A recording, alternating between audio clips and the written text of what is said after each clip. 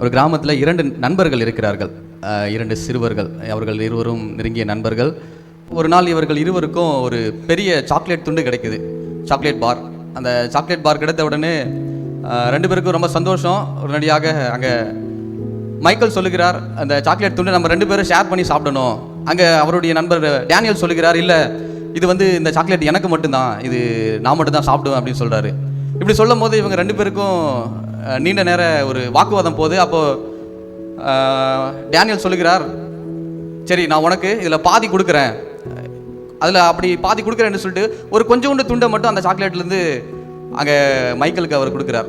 இதை பார்த்த உடனே மைக்கேல் ரொம்ப ஒன்றும் கஷ்டப்படல, சந்தோஷத்தோடு தான் நண்பன் கொடுத்தானேன்னு அதை ஏற்றுக்கிட்டு அந்த சாக்லேட்டை சாப்பிட்டான். இதை பார்க்கும்பொழுது அங்கே டேனியலுடைய மனதில் ஒரு உறுத்தல்.